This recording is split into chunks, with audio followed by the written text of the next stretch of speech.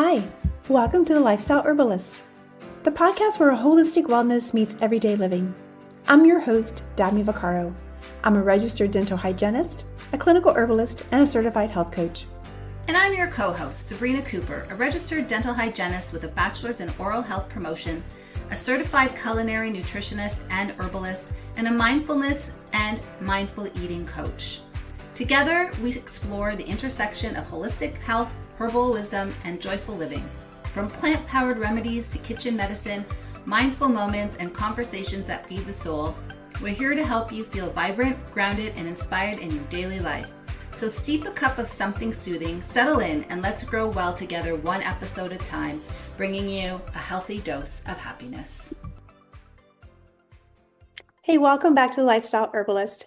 Today we're joined by Whitney, founder of 4 Seasons Harmony, where she helps women restore hormonal balance, reduce chronic stress, and navigate complex health concerns through clinical herbal medicine, Ayurveda, nutrition, and lifestyle medicine. With a master's degree in clinical herbal medicine, advanced training in Ayurveda and women's health, and more than a decade of clinical practice, Whitney combines traditional healing wisdom and evidence-informed care to help women reclaim their vitality. Whitney, we are so excited to have you on the show today and cannot wait to hear the wisdom that you have to share with our audience. Thank you so much, Dabney, for inviting me to join your podcast today. I so deeply love and respect your work, and I can't wait for our conversation as well. Yes, and Whitney and I are actually neighbors. I live on one side of Massanutten and she lives on the other side. And we see each other at our wellness circles. Whitney, I have a great respect for you and the work you do. And you have so much wisdom and knowledge to share with our audience. And I think with all of the things that you talk about, what you're bringing with us today is hormonal balance and the 5 secrets for hormonal balance.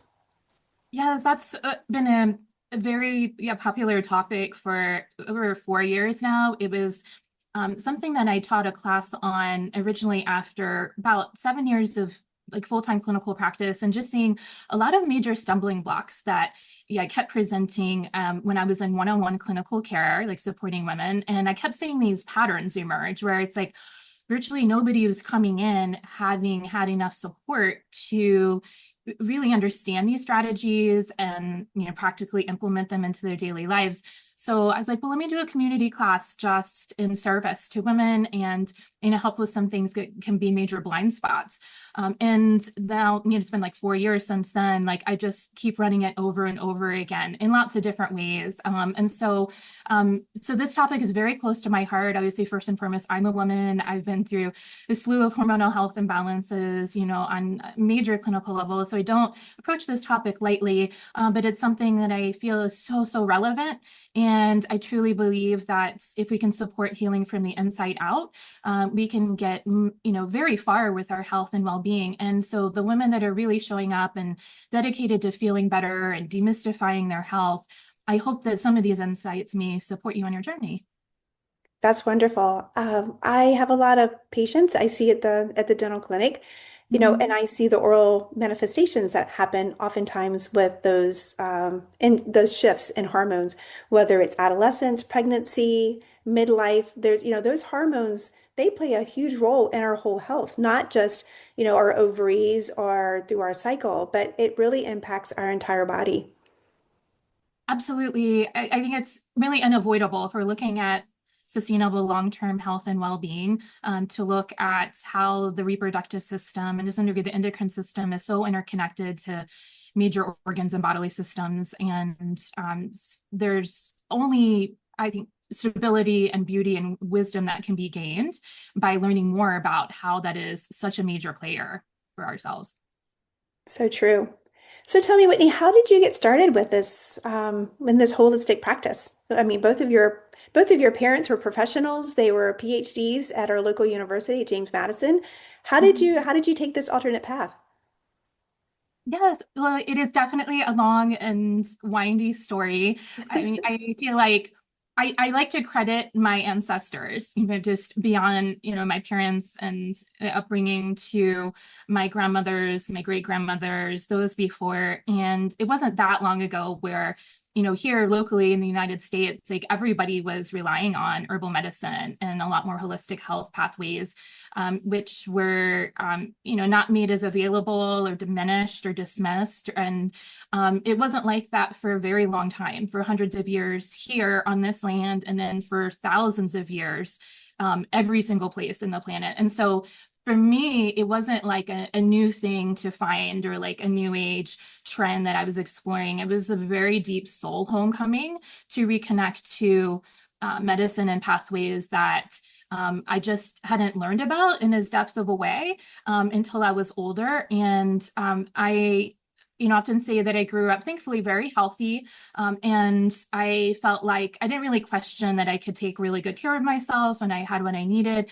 And I know that sometimes there's these gifts of youth. And all of that came crashing down when I was in my second year of college, and I became very sick, and not just like, oh, I have a cold or flu. I took medical leave, and that was a huge turning point for me where I started looking for answers to the really deep problems that I was having, and that I didn't bounce back from the first type of approach, which was conventional Western medicine, which I did 100%. At that point, I was at an Ivy League school. I had made straight A's my whole life. Like, I took every opportunity I could to learn, and not one person in my formal education growing up ever brought up hormonal health. We talked about other things. Like, I threw myself into lots of science when I was in high school. That was a huge passion of mine, and AP biology and ecology or science, anything I could learn. And it was just like, I didn't really learn what I needed to about my body and around women's health.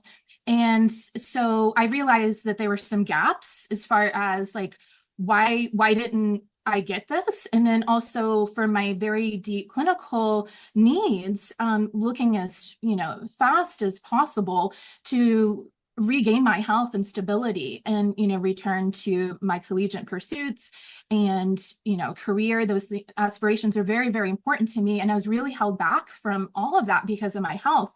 Needless to say, that was heartbreaking and challenging, and it was not easy at all. And so that took me on about what I say an 8-year healing journey to find things that really deeply work. Now, that journey definitely continues to today, meaning that I'm still plugged into lots of holistic health practitioners. I take dozens of herbs every day. But I felt like I hadn't really found the answers for about 8 years after that. That was like throughout my 20s. And along the way, finding that holistic medicine and herbal medicine were deeply transformative and helped me to start to slowly, steadily find the answers at last and feel shifts in my body that were true and measurable, sustainable. And I got into acupuncture, I got lots of massages, and I also got into Ayurvedic medicine. And so for me, it was first and foremost a part of my own essential personal health and healing journey. And I almost died during that time period. Like, this is not just a casual thing of like, oh, I need to feel better, or like I have horrible periods and stuff. It was like, no, it was really life or death for me. And I did have a lot of those things around, hormonal health, but it was just at a level that I couldn't ignore. And so thankfully, finding the guidance and support and mentorship that I really needed got me through that time. And what worked for me was 100% natural support. And that's what I offer in my practice to this day. And so I realized on the other side of that I just loved what I'm doing so much to take care of myself and feel better. And at least I need to be part of some type of service, like helping other women to find access and knowledge earlier, hopefully, than me, and know that this is out there, not that it's like so difficult to find. And then I found a calling as a healer as well. And that had been something I was really shy about because of a lot of the health challenges that I'd experienced. But that really became something I couldn't ignore. I was like, I can't really do anything else in my life. That's part of my life purpose. And so that turned into a full-time career. And I teach everything that I learned about my own healing journey to every single person that comes in my clinical practice. That I formally founded Four Seasons Harmony in 2015. And it's just still nonstop, from then how much I love Ayurveda, holistic health and herbs more than ever. Like that has only grown exponentially over the years. But now I have the great pleasure of seeing how it works for other people. And yeah, there's nothing like that feeling of seeing like that what I went through is something I can replicate in a unique and customized way for other women that have also been struggling for a very long time. So I'm very much an academic, of course, and that's like coming from an academic family, like I have like a huge influence. And so, making sure everything I do is also research and evidence-based is very important. People say, oh, that's like, whoa, like for me, it's not at all. It's actually the complete opposite. And so I feel like I bust a lot of myths, but ultimately I think, strategies that work speak for themselves, and nobody in my family can, say that those things didn't work for me because my health has been so amazing for such a long time. And they see that I really know how to take care of myself and I can work full time. And I've been doing that now for so long. It's like, whatever she did worked. Nobody can question that now. And I can't imagine not continuing these things for the rest of my life, both personally and professionally. Yeah, you are the walking evidence that you healed yourself. 8 years is a long time not to feel well. And I'm guessing there was probably times that you felt very just discouraged that is this going to be the rest of my life? But Mhm. wow, what a journey you have had. And now you're able to help so many other women feel embodied and feel well and regain their vitality. So thank you for your work. Oh, my sincere pleasure, Dabney. Yeah, and of course I love herbs and Whitney is an herbalist as well. And although you are probably more of the Chinese medicine, I'm more of the Western medicine, but still we share the love of plants and the processes and the healing powers that they actually have on the body. And I truly believe if we give the body what it needs to heal, it will heal. We are pretty amazing people. Absolutely, yes. And you understand that as an herbalist as well, from the inside out. And I was reflecting that I did Ayurvedic practices of oil pulling and tongue scraping, which I've been doing every day Yes. now for like 13 years. Hmm. And I so value oral health. I think it's so important. And I was just so looking forward to getting to know about your work as well. Yes, yes. Yeah, I often recommend oil pulling and tongue scraping. It is very important just to help get nitric oxide, nose breathing, mouth breathing. There's the oral cavity tells a lot about what's going on inside the body because we can't see our liver, we can't see our heart, we can't see our pancreas, but our tongue tells us a story. Our tissues tell us a story. Even breath can tell us a story. So yeah, oral health is there's a lot of information in our oral cavity. But I want to know what are the 5 secrets that you have for us today? Thank you for joining us today on the podcast. I wanted to pause and give a shout out to our sponsors. First, Great Ghee has become a favorite in my kitchen. I love having high quality, nourishing cooking fat made with simple ingredients and right here in Virginia. If you would like to try this yourself, use the link in the show notes and you'll receive 10% off your order with the code Dabney-BS. We're also very grateful for Defender Shield. As we talk often about reducing our overall toxic burden, Defender Shield offers products designed to support healthier technology habits. Use the link in our show notes and receive 5% off your order. And finally, if you've been thinking about growing your own food, Survival Garden Seeds makes it easy to get started. Whether you have a large garden or a few containers on your porch, they're offering our listeners 10% off through the link in the show notes. Now let's get back to the show. Yeah, so I will offer these as what I call, heavy hitter hormonal health recommendations, meaning that all of them have significant value to support long-term sustainable healing and transformation. That you may have heard to some degree about some of these. I hope that you have. And I know that these never get old. And the more that you can reinforce and bring these into, your daily wellness practices, it can only support and help you, right? There's no negative side effects, only positive side effects Yes. with all of these strategies. And I will also say, I'm speaking in a more general sense. So of course I have my one-on-one clinical practice as you do, where Somebody that may present with a health condition, I spend hours in the intake process doing a deep dive about their whole health history, getting to them at an individual level. And so that's something that I'm not saying, this is a substitute for medical advice or like what you should or shouldn't do, just things to take away in a general sense. Yes. So Yes. Thank you. So with that, the first is shifting your consciousness to believe that you are 100% worthy and capable of healing. So this can be a really big blockage, especially if it's been a chronic pain or health issue for many years. And I certainly went through that where I kind of like lost faith and lost hope. And I feel like that can really hold people back. So just looking on the level of supporting our thoughts, our mind, it saves us so much time and energy. And I feel like it's really true that if you believe you can heal, you can heal.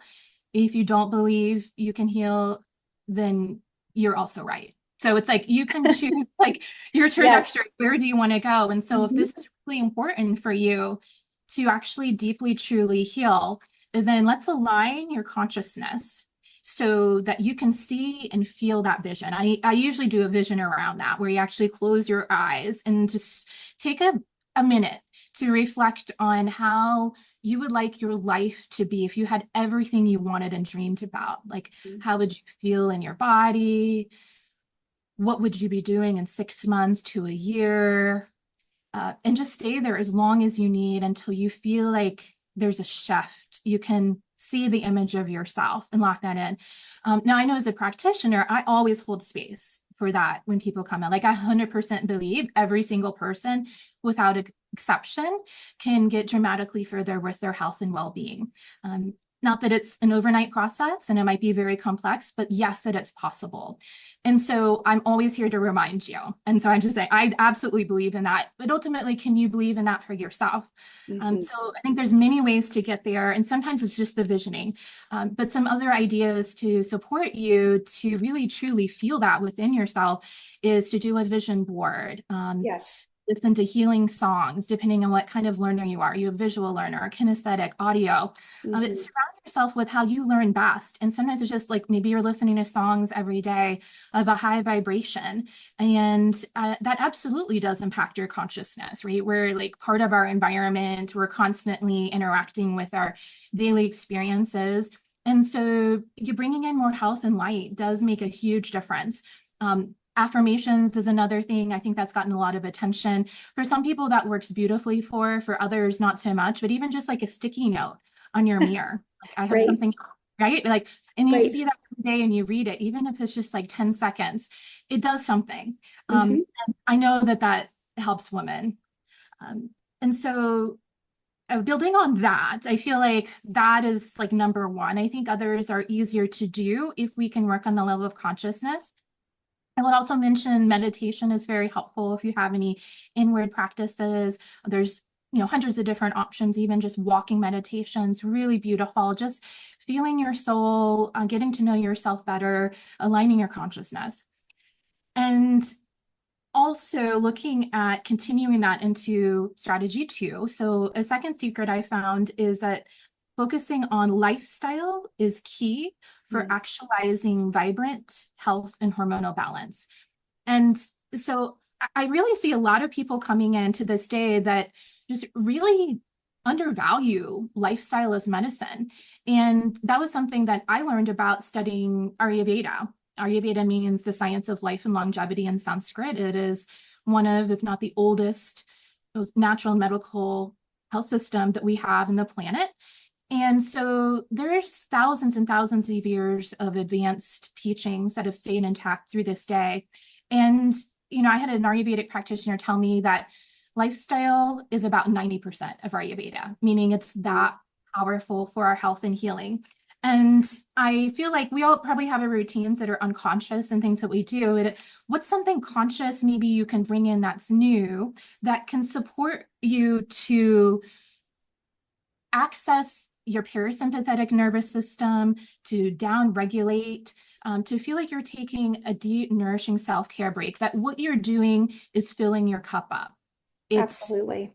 Yeah, it's Mhm. reversing the I'm giving and burning myself out energy. What's something that can bring that back to you? I'm known to give 5-10 minute recommendations often, and that's what I would like to offer. I don't think you need like 2 hours every day for something. I think, taking 10 minutes to rest and put your feet up in the afternoon makes a huge difference if you can do that consistently over time. Taking a few minutes, to do tongue scraping makes a huge difference over time. And the key is repetition and consistency, where it's not something Consistency. you just Yes. do like once here or there.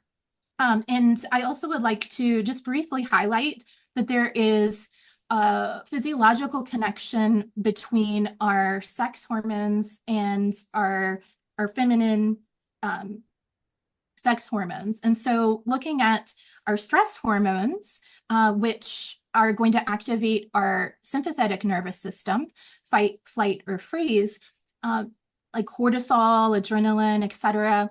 Um, that's something that absolutely does impact the other hormones in our body. And I can't think of anybody that's ever received that teaching, like before coming No. into my clinical practice. It's just not talked about. And I've done a lot of research on that, and I've studied with hormonal health doctors and done a lot of certifications where it was like I was falling off my chair learning about this. I was like, why didn't I ever learn about this?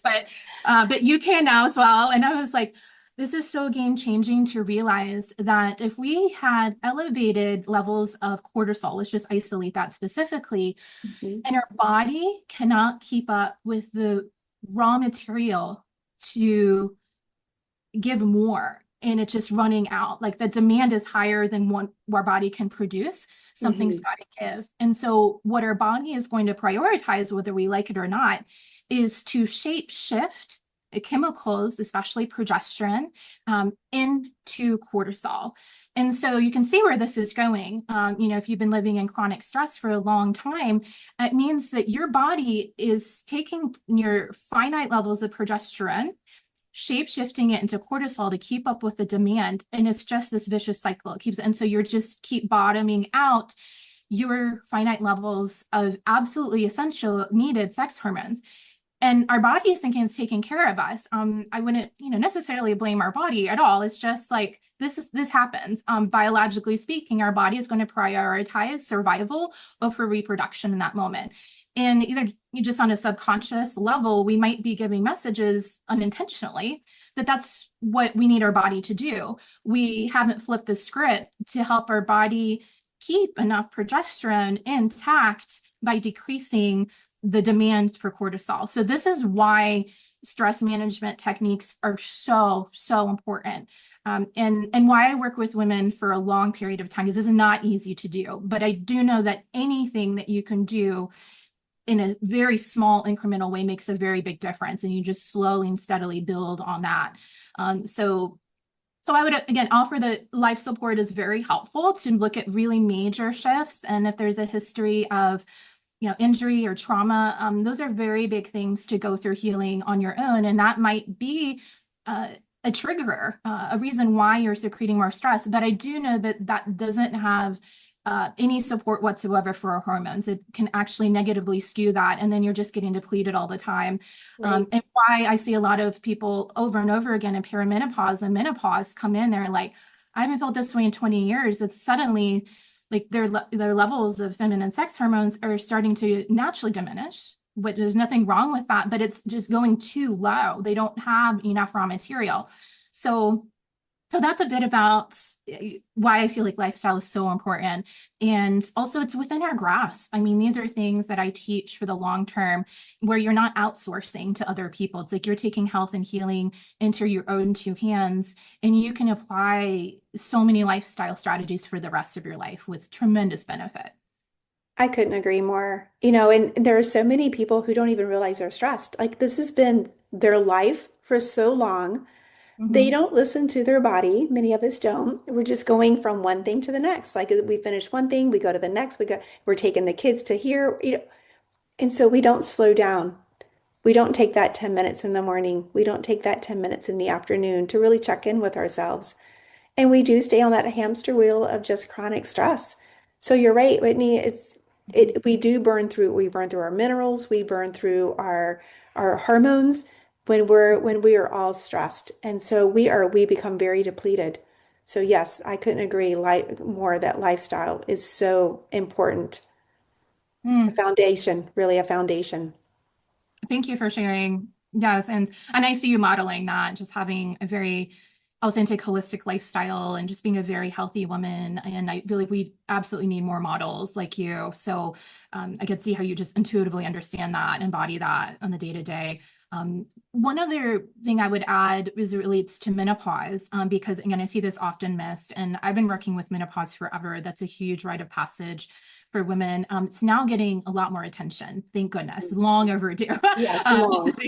More popular topic, but I find most people don't realize that your adrenal and kidney organs take on the majority of reproductive functioning Mm. after like the uterus and the ovaries, mostly dial it down and, tell your body it's not time to make a baby anymore, which is a very natural transition. But without enough support and with lots of chronic stress and depletion over time, it can just create a very uncomfortable experience, which otherwise could be very natural and smooth and empowering. And so just setting yourself up for long-term success, like if, like it's not just reaching menopause per se, it's also how are you going to feel after that? And so taking really good care of your adrenal and kidney organs will help you so much for the long term. You're absolutely right. A lot of folks, of course, I learned this in my herbal studies, is that uh, kidneys is the blood, and it's going through our body, and it's very important. It helps with our um, the purification processes, but our thyroid, there are so many things that are tied to our kidney and our adrenals. Yes, absolutely. Mhm. So, um, I will go on to the third secret, which is embracing food as medicine. Mhm. I just want to highlight that nutrition does make a dramatic difference for not only our hormonal health, but every single system in our body. And this is so often completely ignored, dismissed. I think you've done some episodes on this. I know you understand this. So I just want to bring this home Yes. because I with a lot of really advanced practitioners and healers who come in really struggling with this, counselors, yoga teachers, Pilates teachers, and then they're usually getting to the place where they're plateauing. And they're like, I'm looking at what I should do online, or like, should I do the Whole30, the Mediterranean Mm. diet? And they keep plateauing. And I think one of the gifts of Ayurvedic medicine is looking at women on an individual level. And so custom creating nutrition and foods that are supportive for you and your body, maybe not necessarily what your sister or your best friend needs. And so it's okay to own like that your body, your DNA, your natural patterns and tendencies might look very different than the next person. And both of the treatment strategies around that are optimal. And so there could be lots of variation here, but I do know that investing time, education, energy, learning more about nutrition and what your body needs makes a very big difference. And clinical markers like anxiety and depression, there's many reasons why that can happen, but one significant one that is acknowledged in the research is that blood sugar imbalance is one great trigger of both of those. And so if we can stabilize blood sugar levels, then we're automatically giving your body optimal chance to not keep spiraling in a negative direction with other things. As it relates to our hormones, I think we're also giving messages to our body to not go into stress response. So this is a way that you can move through some chronic stress that may be happening in your life. How do you then get out of that and really regain stability? So bringing in more life-giving food. One of my master yoga and Ayurvedic teachers would say, spend your best money on food. Mm. I never forgotten that. And I'm right a lot. I'm a foodie. Like I worked in organic farms as a teenager for several years. There's some of the things I did before I went into college. And, going into that chronic health, like 8-year time span, like I was already doing organic foods. I was already I knew so much about food and nutrition, really was quite limited. And so there was just so much more that I needed support around. So everything builds on the next, but I was like, okay, full permission, to get amazing food. Right. Yeah, I will say, like, and I want you to love food. I think a huge hang up around nutrition is it can become deprivational very quickly. And it's like, I shouldn't do that. That's bad for me, right? And then all of a sudden, food does not feel fun at all. It may be something that you dread. And so I think most important is that you fall in love with eating. And that's something that is a beautifying and life-giving aspect in your life. And so I usually start with mindfulness guidelines around eating first, like the European slow food movement, what they do in traditional cultures in Peru and Bolivia, where it's sitting down and eating slowly, chewing your foods, regardless of what's on your plate. That's number one important. And then we look at making nutritional adjustments to make sure you're getting as many essential vitamins, minerals, nutrients, ideally every day, or almost every day of the week, as you possibly can get from food. And then looking at natural supplementation in addition to that, like a high quality natural multivitamin is something that I often recommend. Just in this day and age of the state of the world's soils being so depleted, I think that is also helpful, but not a substitute for food. I think we really need to start there. And again, it's so empowering. It's something you do at home. And, like a deficiency in healthy fats is something I've clinically seen over and over and over again. Like most of the time when women come in, they're not getting enough. And those are essential building blocks for hormones. And that can trigger sugar and carb cravings. So that's one example of something that we can support over time. So we just need to make sure you're getting enough on a consistent basis, which usually naturally lowers sugar and carb cravings. A lot of things tend to even out. And then your body can thrive more. You have more vitality and energy. So food should really give you a lot of energy and vitality. Again, this is a very sensitive, vulnerable topic. And I even shared once that I started to go down a rabbit hole of an eating disorder when I was younger, and it was horrible. So not saying this lightly, again, this is something from the inside out. I understand how sensitive this topic can be. Thankfully, I was able to completely reverse that a long time ago, but I see a lot of food issues all the time. And so it's a like women's health epidemic, essentially, that these things are unaddressed. And just taking it so slowly and gently, compassionately with yourself. But I have seen over and over and over again how many women have moved through an unhealthy relationship with food or just lack of support or awareness to focus on that. And they thrive and do beautifully. So I'm confident that you can get far as well. Yes. One thing you said about food, and it reminded me something that my daughter said to me once when I went to the grocery store. I was, I guess, grumbling about the cost of groceries and organic things, and she says, "Well, Mom, you're either going to pay the farmer or you're going to pay the doctor." I thought, wow, that's profound, and I never forgot it. So I don't complain about the grocery prices anymore, and like you, I really encourage my clients to purchase the best food that you can afford.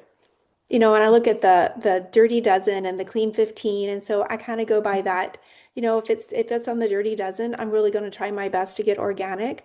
But if it's not in your budget, just do what you can in your budget because our food is our medicine. You're absolutely correct.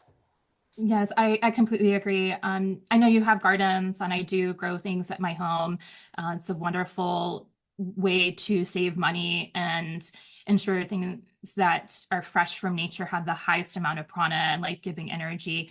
And I think it's a very dysfunctional society that charges more for healthier foods. I think that's something that you just can't avoid, at least living in the US. But I know that in Denmark, Peru, Bolivia, everything's organic. So yes, it would be easier if everything that was available in the grocery store was organic. We Right. don't have that yet. And I know it used to be cheaper food, and now it's the opposite. So there's just these, dysfunctional cultural trends that are happening. If we can see through it, I think that people always value getting the healthier option. And, I read a study a long time ago about how people that are living in poverty are just as likely to invest in organic food once they understand the science and the value behind it. It's really a value choice, but I agree. Just do your best. And it's not about perfection at all. I think things higher up on the food chain are more important to ensure there isn't like toxicity. But yeah, anything you can do where you feel like it's connecting high quality foods to your dinner plate will serve you so well. Yeah, personally, I love to cook. I enjoy cooking. I love looking at the rainbow of colors on my plate. Yeah. But I don't know about you, Whitney, but I have found there's quite a few people who really don't enjoy cooking and they don't even know where to start. And I've had patients over the years that said, "Well, I'm trying to lose weight. I've started cooking more at home." And so I was like, "That's great, that's great." And 6 months later, this particular person came back and he was taking a blood pressure medication. I was like, "Wait a minute, I thought you were cooking more at home." He says, "Yeah, I was going to the grocery store and I was buying the frozen stuff and going home and fixing it." So, I learned at that moment to ask deeper questions. And I had a coworker once who said that she was eating at home, but she was going through the drive-through at McDonald's, going home and eating it. And to her, she was eating at home. So, those little nuances that I don't think about when I'm talking to people about this subject. So true. Yeah. And it's so helpful to get to know people on an individual level. And those are things I always like to just talk about up front. And Mhm. some people, I'm not here to convince them to fall in love with cooking. Sometimes they just don't. Like some people, like, I love cooking and I love recipes, and other people, not so much. Right. And so I like just going with what is realistic for you. And Mhm. it depends on your family environment. I know some people are like, there's several people I'm working now, like their husbands do all of the cooking, like who says it has to be a traditional woman's role, and that's working really well for them. And they focus on other important responsibilities at home. So something that might be a communal relationship where you're giving and taking in different ways to support the whole household. Mhm. And then sometimes a food plan is helpful. I've had several of the women that I work with just get a healthy, organic, non-GMO food plan to where it's just taking that pressure off. They have meals delivered several times a week. Their husbands love it. And so, Yeah. yeah, if that is not something you enjoy, just finding, some way to connect the dots, or, Right. an easy fast food pickup that is on the healthier end than McDonald's. Right. Couldn't agree more. So, yes, thank you for that. Yeah, for sure. Yeah, yeah. I think we could talk for hours on that. It's so, so big. But uh yeah, I think that hopefully will get the wheels turning and just keep you inspired. And this is something I tell the people I work with. I have years and years of content around nutrition. It is that big. Mhm. So not something we can just say is a tiny concept, but I do want to again acknowledge it's so, so big. It will help you forever. Right. And just one small change, I call it crowding out. So you just crowd out some of the bad stuff and, Mhm. swap a glass of water for a soda. Just make those small changes and over time it just becomes a new habit. Mhm. Absolutely. Yes. Yeah. Thinking smarter, not harder. Hmm. Okay. Oh, the fourth secret that I found to supporting optimal hormonal health is incorporating the regular use of body oils. And so Mm. the term in Ayurvedic medicine is called abhyanga, which translates to massage. And I usually, when I bring this topic up, ask like, who has done a professional massage before? Anybody like that? I feel like everybody's hand goes up. Like, Yeah. all right, who doesn't love massage, Right. right? And so, what if we could bring those benefits to our daily lifestyle rituals and bring it home? So I say there's no substitute for professional massage, acupuncture, amazing body work sessions. 100%. Absolutely keep that in your lifestyle. And then in addition to that, add in more frequent, regular treatments for yourself. Now, this is something everybody can learn, I promise you. And I've seen everything you can think of. So I've got some modification for you. I think I often introduce this as thinking of who uses lotion. Do you do that regularly? Like, who likes to have dry skin? Like, nobody likes to have Oh, dry it's skin. uncomfortable. It feels horrible. And most people are, oh yeah, I've used, a body moisturizer before. Same idea. And if that's working for you, amazing. I often invite, let's try another strategy and see how this feels for you with just pure oils. And I personally have not bought lotion in over like 12 years now. I've just bought oils for regular moisturization. And it works better for my sensitive skin. Everybody's so unique in this. And I've seen lifelong eczema, psoriasis cases. We've been able to bring in very specific oil and plant combinations, usually with herbs added in to support them. So just know there's many, many, many choices. But ideally working up to every day, yeah, just to take a couple of minutes to coat your whole body, head to toe, with warm oil. The easiest way to warm an oil is just to put it between your hands and rub the oil vigorously. It'll create a little bit of heat. And so that does two very important things. One, that the heat is going to help the oil more efficiently absorb, and so it'll work better. And two, it helps to thin the oil out. So I find you use less over time, and it's, cost effective. And just this morning, I did that with an herbal massage oil called Mahanarayan. That's a bit of a mouthful, but it's a very famous Ayurvedic massage oil blend that has like 30 plus herbs, including Wow. turmeric. And it's known for decreasing joint pain and inflammation. I was doing some workouts over the weekend, and usually I just feel like I need that to tune up, and I have other choices I might rotate in as well. So that's one that I can see, for like autoimmune cases, chronic pain. Sometimes you might do that consistently over several months with an oil blend like that for even better benefit besides just occasionally. And this is something you can do one of two ways as far as timing. You can do this before you shower and apply the warm oils all over, and then especially if there's some herbs mixed in, at least 15 minutes or longer, at your convenience, whatever your routine looks like from day to day, and then take a shower. So the oils had enough time to absorb and work in. And if there happens to be any excess, then it'll come off in the shower. And the warmth of the water helps to solidify and more deeply penetrate the oils into the body. And then you're good to go.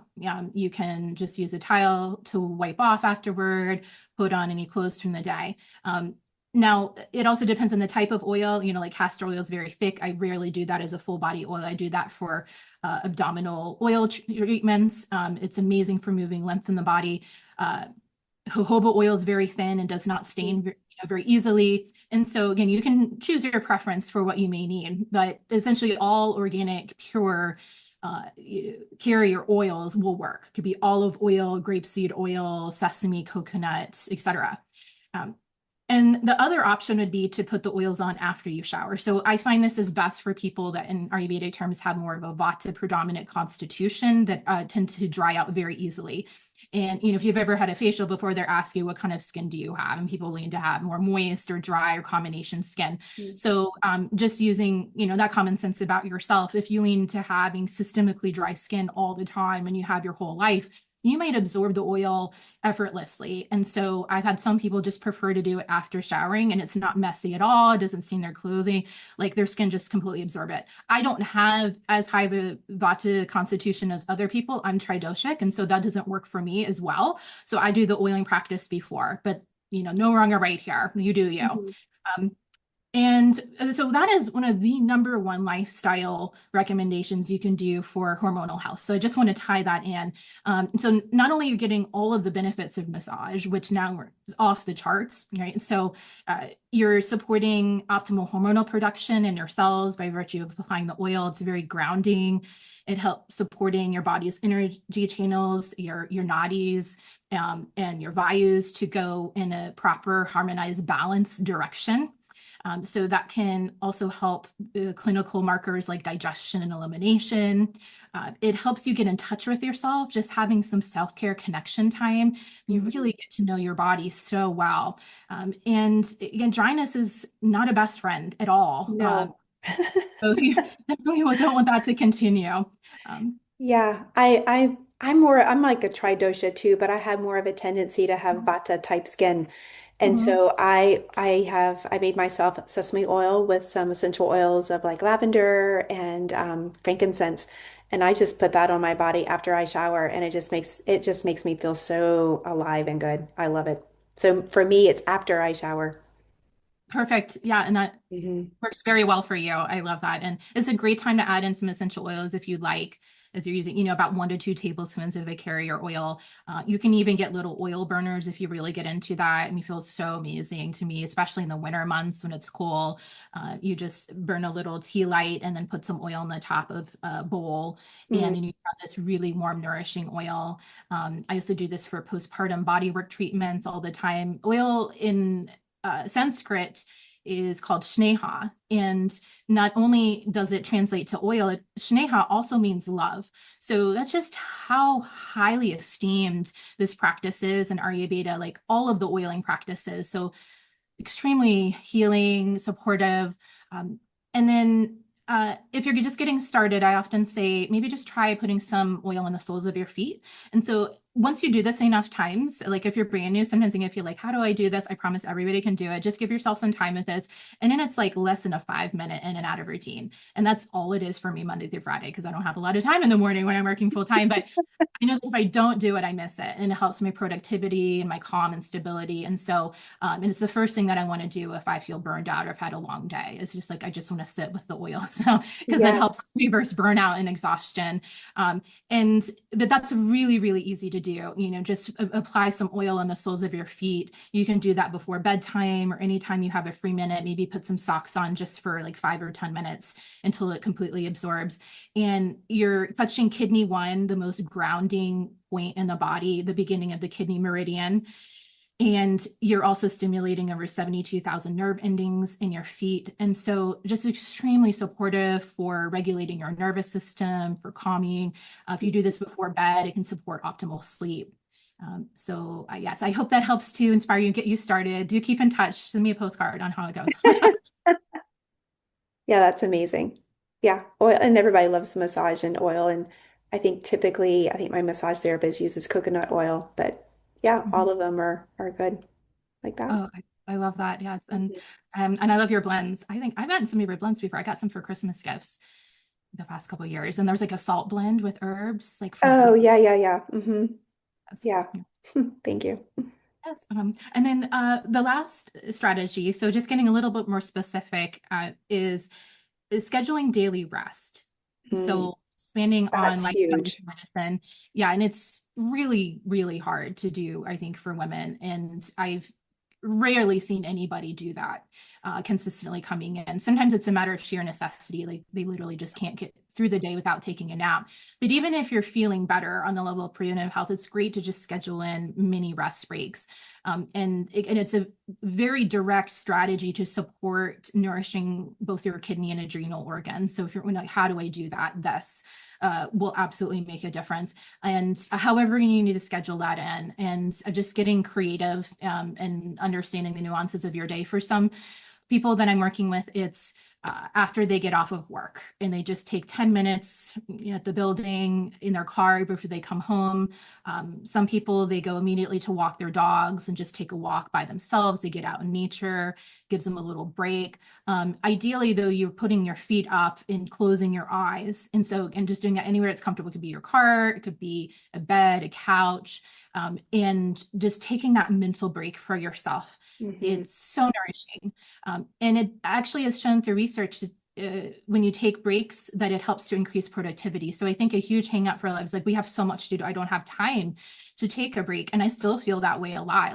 But I know that I'll feel better if I prioritize a bit of rest, and then I can go back in for the next thing in the major activity, fresh and renewed. And if you think about it logically, if you push yourself from waking to sleeping without any break, that's a lot on the body. And I think just giving yourself a little bit of time, before your head hits the bed at night, to breathe, to recenter. I think most of the time that works well just to close your eyes, but some people are like, I can't just close my eyes and meditate. It's really hard because I have all these thoughts coming in. It doesn't feel restful. First of all, that's very normal. Those are unfelt, undigested feelings and thoughts that are so important for you to feel. So if you feel that initially, just keep going. You're doing everything right. Hmm. It's something like a guided meditation or yoga nidra, which means deep restorative sleep practice. That can be helpful to like turn on a recording for 10 minutes. It can help to focus your mind so it can't think on anything else.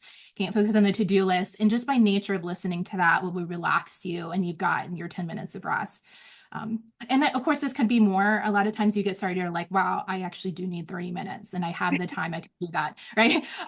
But I just say 10 minutes is perfect. Just give yourself that. And then if you're like, okay, that's all I have for today, at least I check that off my list. And doing that consistently over time is helping your body to preserve your natural hormones and not usurp them into your stress hormones. That's a huge benefit of this practice. Also, I think for women, just the mental break where you're not thinking about other things. Oh my gosh, like it's so big, like how confused and overwhelmed we can get. And it just helps us to know how to focus our time and energy for the next thing. And just, pouring our cup with vitality. So it really is truly helping you to reverse feeling low in energy or, stuck or blocked, and helping to build yourself back up so you have more to give, more to share.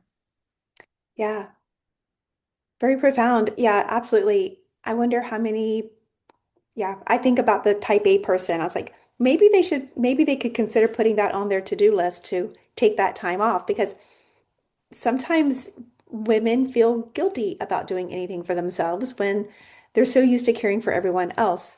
They come way at the bottom, and oftentimes there's just not enough energy left, and they just fall into bed, go to sleep, and they just start doing the same cycle over and over. But you're right about the productivity. You can get so much more done if you just take a break, which is why we have lunch, why we have vacations, because we need that time to restore ourselves and feel refreshed. Yes, absolutely. And focusing on quality of life as well, enjoying these moments throughout the day, and ultimately feeling happy and content with our lives. And not just always doing something, it's just if it's always work first, like what else is life fulfilling? I mean, where is the life fulfilling? So yeah, and sometimes during those moments, these wonderful ideas come rushing through because we've actually slowed down enough that an idea has time to surface. Yes, absolutely. And how many of you I write the best to-do list after my meditation practice or Mhm. it's I think it's working smarter, not harder as a principle. And sometimes, just taking a break or you say just get a good night's sleep before making a big decision. It's a similar idea, just a lot of problems solved naturally just by taking a break and then coming back to them later. Absolutely. Well, Whitney, thank you so much for the wisdom that you had to share with our audience today. How can people reach you or connect with you or sign up to work with you?